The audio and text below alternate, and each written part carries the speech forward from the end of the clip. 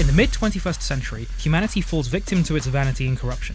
They develop artificial intelligence and soon build an entire race of sentient AI robots to serve them. Many of the robots are domestic servants meant to interact with humans, so they are built in man's own image. With increasing numbers of people released from all labour, much of the human population has become slothful, conceited and corrupt. Despite this, the machines were content with serving humanity. The relationship between humans and machines changes in the year 2090, when a domestic android is threatened by its owner. The android, named B166ER, kills the owner, his pets, and a mechanic instructed to deactivate the robot, the first ever incident of an artificially intelligent machine killing a human. B166ER is arrested and put on trial, but justifies the crime as self-defense, stating that it simply did not want to die. The prosecution argues that machines are not entitled to the same rights as human beings, and that human beings have a right to destroy their property, while the defense urges the listener not to repeat history and to judge B166ER as a human and not a machine. B166ER loses the court case and is destroyed. Across the industrialized world, mass civil disturbances erupt when robots, along with their human supporters and sympathizers, rise in protest. Rioting and protests such as the Million Machine March unfold across the United States, and the authorities use deadly force against the machines and their human supporters. Fearing a robot rebellion as well as a schism with humanity, governments across the world destroy all the robots and purge their human supporters. However, some robots escape destruction because humans still want or need them. The surviving robots leave in a mass exodus and build their own new nation in the cradle of civilization, Mesopotamia. They name their new nation 01, a reference to 01, the numbers used in binary notation. 01 prospers, and the machines begin to produce efficient, highly advanced artificial intelligence that finds itself in all facets of global consumer products, which further bolsters the fledgling nation's economy while the human nation's economies suffer severely. The United Nations Security Council calls an emergency meeting at the UN headquarters in New York City to discuss an embargo and military blockade of 01. 01 sends 2 ambassadors to the UN to request the admission of their state to the United Nations to peacefully solve the crisis, but their application is rejected and the world's nation agree to start the blockade of 01. The United Nations dispatched their aircraft to unleash a massive nuclear bombardment on 01, devastating the nations but failing to wipe out the robotic race as the machines, unlike their former masters, were much less harmed by the radiation and heat. Shortly after, 01 retaliates by declaring war on the rest of the world. One by one, mankind surrenders each of its territories.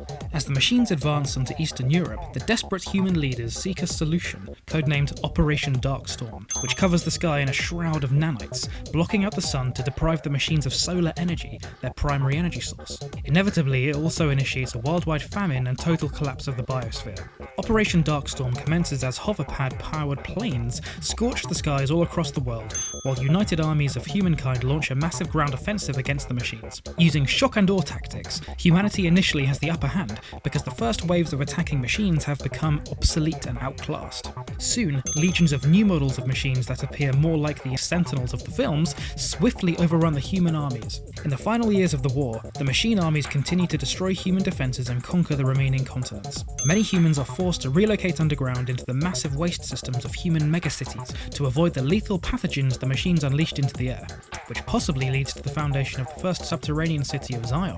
As the machines have already wiped out most of the human armies above ground through sheer numerical superiority and biological warfare, UN leaders finally surrender. At the United Nations headquarters, the representative of 01 signs the terms of surrender and states, "Your flesh is a relic, a mere vessel. Hand over your flesh and the new world awaits you. We demand it." Then, the 01 representative detonates a hidden thermonuclear bomb within itself and destroys the headquarters, New York City, and the last of humanity's leadership. The machines, having won a Pyrrhic victory, turn to the defeated humans and begin repurposing their bioelectric, thermal, and kinetic energy, essentially turning them into batteries and making them an endless energy source for machine society alongside nuclear fusion. With the humans as their new energy source, the collective sedation of humankind is employed to keep the humans down without outright destroying them. To keep their prisoners sedated, the machines create the computer-generated virtual reality of the Matrix, feeding the virtual world into the prisoners' brains and erasing the memories of their former lives. Thus, the first Matrix prototype was made. The story takes place during the 6-month gap between The Matrix and The Matrix Reloaded, where Neo has joined the crew of the Nebuchadnezzar and is helping the rebels free other humans from the Matrix. Kid, who was formerly known as Michael Karl Popper, is a disaffected teenager who feels there is something wrong with the world. One night, the kid goes on his computer and onto a hacker chat room on the internet, asking why it feels more real when he's dreaming than when he's awake. He gets a response from an unknown person, presumably Neo, and then asks who it is and if he is alone. The next day, he is at school where he absent-mindedly scribbles Neo and Trinity's name and writes, "Get me out of here," in his notebook. He receives a call from Neo on his cell phone, who warns him that a group of agents is coming for him, and he gets chased throughout the high school, before ultimately getting cornered on the roof. He asserts his faith in Neo and throws himself off the roof. At the kid's funeral, among the people is his teacher, who converses with another school staff member and says that the world they live in is not real and the real world is somewhere else. He also says that reality can be scary and the world must have been a harmful place for the kid, and he is now in a better world. The next scene fades out as the kid awakens in the real world to see Neo and Trinity watching over him. They remark that he has achieved self-substantiation, removing oneself from the Matrix without an external aid, which was considered impossible. In both the scene and the Matrix Reloaded, the kid believes that it was Neo who saved him, but Neo says that he saved himself. The last scene shows the kid's last question on the hacker chat room being answered with, "You are not alone." Sis is engaged in her favourite training simulation, a battle program set in feudal Japan. After she successfully eliminates an attacking enemy cavalry while playing as a samurai woman, a lone male samurai appears whom Sis recognises as Duo. Initially, the two duel as allies, testing one another's fighting abilities. During the course of their duel, Duo briefly disarms Sis. He questions her concentration and wonders whether she regrets taking the red pill and took them out of the peaceful life of the virtual world. They continue fighting until she finally overpowers Duo. It is at this point that Duo states that he has something to say and that he has blocked the signal so that the operator does not listen. She assumes that he wants to propose marriage, but instead, he desires to return to the Matrix and wants Sis to come with him. When Sis believes he is teasing, Duo says he's serious and states that he has contacted the machines and it is the only way to find peace before it is too late. He urges Sis to return to him, but she refuses. Duo becomes more aggressive in his arguments, saying that he does not care about the truth anymore and how they live their lives is important because what is real does not matter. As Sis becomes incredulous, their battle becomes more serious and forceful and they both end up on a rooftop. When Duo reiterates that the machines are on their way, Sis believes that he has betrayed the humans and she tries to escape and requests an operator in order to exit the simulation. But Duo reminds her that no one can hear. When he offers her to come with him again, she refuses again and Duo in a flying leap tries to attack her. As the blade comes towards her, Sis, standing her ground, concentrates and catches the sword and breaks it. She takes the broken end of the blade and kills Duo.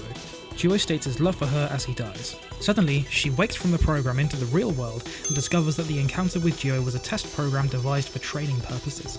A man named Kaiser assures her that she has acted appropriately during the test and met the test's targets. Clearly upset that Duo wasn't real, she punches him in the face and walks away. He remarks that, aside from the last part, she passed the test.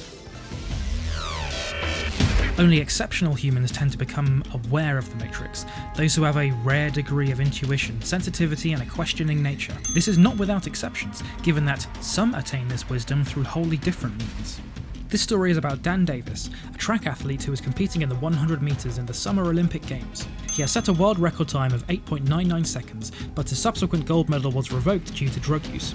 He decides to compete again and break his own record to prove them wrong. Despite support from his father and a young reporter, Dan's trainer tells him that he is physically unfit to race and that pushing himself too hard will cause a career-ending injury. Dan is adamant on racing anyway. On the day of the race, he is monitored by 4 agents in the stadium. The race begins and Dan starts off strong. However, the muscles in his leg violently rupture, putting him at a setback and scaring many of the people in the stands. Through strong willpower, Dan ignores the injury and runs much faster than he did before, easily passing the other athletes. Before he can cross the finish line, the agents detect that his signal is getting unstable in the Matrix due to his massive burst of energy. 3 of the agents possess the 3 closest runners and try to stop him, but are unable to catch him. The burst of energy causes Dan to be unplugged from the Matrix and wake up in his power station pod, where he sees the real world through his pod. A sentinel employs electrical restraints to secure him back in his pod. Dan's mind is thrown back into the Matrix, where his body is instantly exhausted from the race and Dan tumbles to the ground at high speed. Despite this, he easily wins the race and breaks his original time of 8.99 seconds with a time of 8.72 seconds. The next scene shows Dan in a wheelchair being wheeled through a hospital. A nearby agent calls his other agents to tell them that they have erased Dan's memory of the race and that he will never walk again, nor be an issue for them. However, Dan whispers the word "free," angering the agent. Dan then stands, breaking the metal screws that bind his restraints to his wheelchair, and takes a few steps before falling down and being helped by a nurse. We see a teenage girl, Yoko, looking for her cat, Yuki. While asking around the neighbourhood, which is somewhere in the megacity that resembles Japan, she meets a group of young boys. One of them tells her that Yuki is inside a nearby haunted house where they usually play. The haunted house is an old run-down building filled with an amalgamation of anomalies which are revealed to be glitches in the Matrix that the children have stumbled across. They have learned to exploit them for their own enjoyment through several areas which seem to defy real-world physics. The boys play with glass bottles that reassemble after being shattered, and they go into a large open space in the middle of the building that has a zero-gravity effect. Meanwhile, as Yoko searches for Yuki throughout the building, she encounters some anomalies on her own. She goes through an area where broken light bulbs flicker briefly, during which they seem intact, walks into a room where rain is falling from a sunny sky, and goes down a hallway where a gust of wind appears and disappears. She finally finds Yuki outside on a concrete pavement where she sees shadows that do not align with their physical origins. Yoko then joins the boys in the open space where she sees a dove feather rotating rapidly in midair and experiences the zero gravity as she falls to the ground slowly and safely. She and the boys start using the zero gravity force to float, jump high and do athletic stunts all in midair, and can also land and fall without hitting the ground. Throughout the film, brief sequences show that agents are aware of the problem in the Matrix, and a truck is seen driving towards the site to presumably deal with the problem. It arrives just as the children are having trouble with a large group of rats, and an agent-led team of rodent exterminators emerges from the truck. In the building, when Yoko finds Yuki again, she sees one last anomaly where she opens a door that leads to an endless dark void after being found by the exterminators. The team clears everybody out of the building. The story ends when Yoko returns to the area the next day and finds the site turned into an unremarkable parking lot. She sees the boys unsuccessfully attempting to recreate the bizarre occurrences of yesterday and going in search of something else to do. A prequel to the first Matrix film. Set in a dystopian future, the story follows a private detective, Ash, who dreamed of following the footsteps of hard-boiled characters Sam Spade and Philip Marlowe, but is a down-on-his-luck detective. One day, he receives an anonymous phone call to search for a hacker going by the alias Trinity. Ash starts looking for Trinity and learns that other detectives have failed in the same task before him and are either missing, dead, or insane. Eventually, Ash finds Trinity after deducing that he should communicate using phrases and facts from Lewis Carroll's Alice's Adventures in Wonderland, which is the same thing that Neo did and Trinity did in the Matrix film with the white rabbit and follow the white rabbit and things like that. When he meets her, she removes a bug from his eye planted by the agents earlier in an eye exam, which Ash previously thought was a dream, which again is what happened to Neo in the first Matrix film. He had that robot inside his stomach. 3 agents appear and attempt to apprehend Trinity in a shootout with her and Ash. While the two are trying to escape, an agent attempts to take over Ash's body, forcing Trinity to shoot him in order to prevent the agent from appearing. Ash is wounded, whereupon he and Trinity amicably bid farewell. Trinity tells Ash that she thinks he could have handled the truth as she jumps out of a window and escapes. The agents enter the car to find Ash, who points his gun at them while looking at the other direction and lighting a cigarette. The agents turn to Ash who, even though he is armed, will likely die. With this apparent no-win situation, the film ends with Ash's line, "A case to end all cases," as his lighter flame goes out. About a group of above-ground human rebels who lure hostile machines to their laboratory in order to capture them and insert them into a matrix of their own design. Within this matrix, the humans attempt to teach the captured machines some of the positive traits of humanity, primarily compassion and empathy. The ultimate goal of this project is to help the intelligent machines develop free will in order to overcome their original search and destroy programming, rather than reprogramming it by force. The rebels' hope is that, once converted of its own volition, which is a key point discussed in the films, an enlightened machine will assist Zion in its struggle against the machine-controlled totalitarianism which currently dominates Earth. The film starts with a human woman, Alexa, looking out over the sea, watching for incoming machines where she sees 2 runners, one of the most intelligent robots, approaching.